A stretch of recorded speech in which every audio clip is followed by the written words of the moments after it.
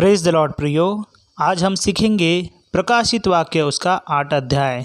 तो चलिए आरंभ करें। यहाँ पर पहला पद में लिखा है, जब उसने 7वीं मुहर खोली तो स्वर्ग में आधे घंटे तक सन्नाटा छा गया। प्रियो, यहाँ पर हम देखते हैं अध्याय 7 के विषय के बीच में वर्णन की गई बातों के बाद, जिसमें हमने क्लेश काल के पवित्र लोगों के 2 समूहों को देखा, अब हम 7वीं और अंतिम मुहर पर पहुंचते हैं। इसका आरंभ स्वर्ग में 30 मिनट के सन्नाटा के साथ हुआ और एक विस्मित कर देने वाली खामोशी छाई रही, जिसके बाद अनंत गहराई तक न्याय आरंभ हुआ।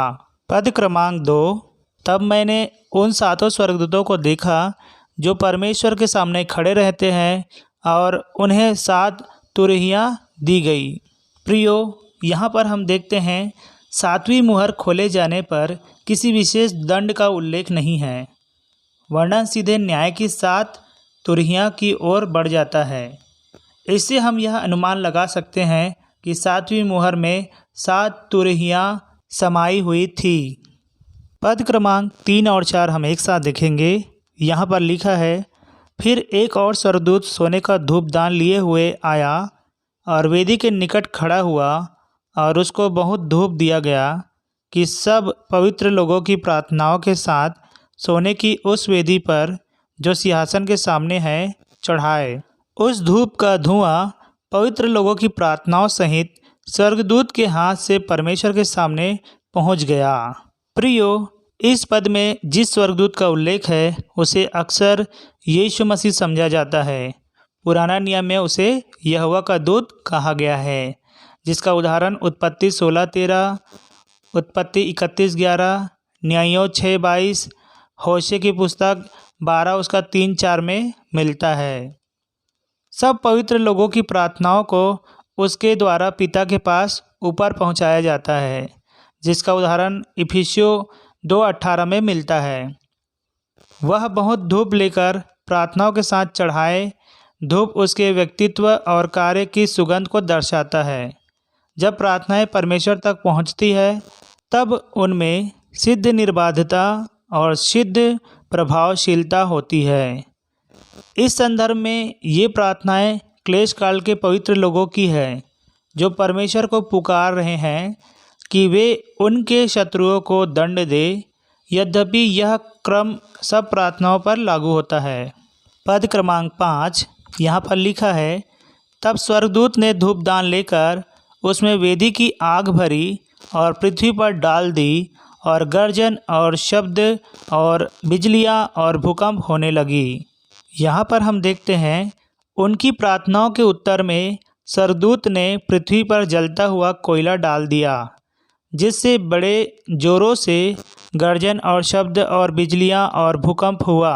जैसा कि पवित्र लोगों की प्रार्थना स्वर्ग से प्रकोप लिए लौटी, इस तरह 7 तुरहियों वाले न्याय का आरंभ प्रकृति में भयानक उथल पुथल के साथ हुआ। पद क्रमांक 6, यहाँ पर लिखा है, तब वे 7 स्वर्गदूत जिनके पास 7 तुरहियां थी उन्हें फूंकने को तैयार हुए। यहाँ पर हम देखते हैं अब क्लेश काल के मध्य समय का वर्णन आरंभ होता है। तुरहियों वाला यह न्याय हमें उस समय की ओर ले चलता है जब मसीह पृथ्वी पर उतर आएगा, अपने शत्रुओं को नाश करेगा और अपने राज्य का मार्ग प्रशस्त करेगा। पहले 4 न्याय से मनुष्य का प्राकृतिक वातावरण प्रभावित होता है। अंतिम 3 न्याय स्वयं मनुष्य को प्रभावित करते हैं। पद क्रमांक 7, पहले स्वर्गदूत ने तुरही फूंकी और लहू से मिले हुए ओले और आग उत्पन्न हुए और पृथ्वी पर डाली गई, और पृथ्वी की 1/3 जल गई और पेड़ों की 1/3 जल गई और सब हरी घास भी जल गई। प्रियो, यहाँ पर हम देखते हैं जब पहले स्वर्गदूत ने तुरही फूंकी तो पृथ्वी, पेड़ों का 1/3 और सब घास लहू से मिले ओले और आग से जल गए। इसे शब्दशः समझना उचित होगा कि इस विपत्ति ने उन क्षेत्रों को प्रभावित किया जहाँ से मनुष्य को सीधे सीधे भोजन प्राप्त होता है। पद क्रमांक 8 और 9 हम एक साथ देखेंगे। यहाँ पर लिखा है, दूसरे स्वर्गदूत ने तुरही फूकी तो मानो आग सा जलता हुआ एक बड़ा पहाड़ समुद्र में डाला गया और समुद्र का 1/3 लहू हो गया और समुद्र के 1/3 प्राणी मर गए और 1/3 जहाज नष्ट हो गए।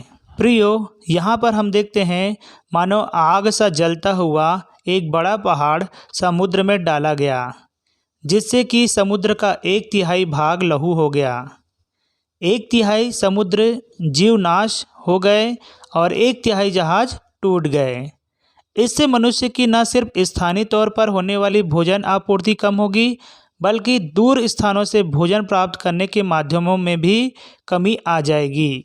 पद क्रमांक 10 और 11 हम देखते हैं। यहाँ पर लिखा है, तीसरे स्वर्गदूत ने तुरही फूंकी और एक बड़ा तारा जो मशाल के साथ जलता था स्वर्ग से टूटा और नदियों की 1/3 पर और पानी के सोतों पर आ पड़ा।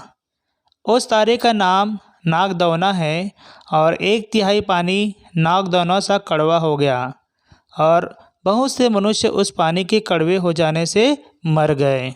प्रियो, इस तीसरी तुरही ने यह संकेत दिया कि नागदौना नामक एक चमकीला तारा गिरेगा जो मनुष्य की जल आपूर्ति के स्रोतों को कड़वा कर देगा। ऐसा लगता है कि यह कड़वा पानी जहरीला भी था, क्योंकि बहुतेरे मनुष्य मर गए। नागदौना की पहचान कर पाना कठिन है। जब तुरही फूकी जाएंगी तब पृथ्वी के सब रहने वाले लोगों पर इस प्रकार के 2 पदों के अर्थ भी स्पष्ट हो जाएंगे।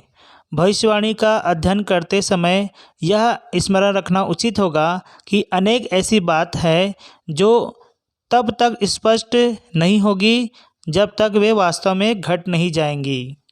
पद क्रमांक 12, चौथे स्वर्गदूत ने तुरही फूंकी और सूर्य की 1/3 और चांद की 1/3 और तारों की 1/3 पर आपत्ति आई, यहाँ तक कि उनका 1/3 अंग अंधेरा हो गया और दिन की 1/3 में उजाला न रहा और वैसे ही रात में भी। इस पद में हम देखते हैं प्रियो, ऐसा प्रतीत होता है कि सूर्य, चांद और तारे ऐसे क्षतिग्रस्त हो जाएंगे कि वे सामान्य की तुलना में सिर्फ 2/3 प्रकाश ही देंगे। यह चौथी तुरही मिस्र में अंधकार के रूप में आई विपत्ति से मिलती जुलती है।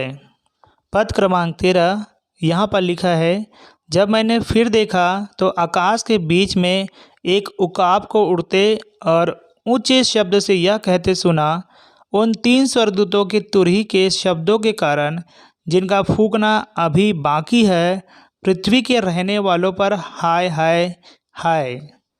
प्रियो, यह वचन बताता है एक उकाब बीच आकाश में उड़ता हुआ आया और पृथ्वी के रहने वालों पर हाय के 3 वचन कहे, अर्थात उन लोगों पर जिनका दृष्टिकोण पूरी तरह से सांसारिक है, जो पृथ्वी को अपना घर मानते हैं, जो सच्चे विश्वासी नहीं हैं।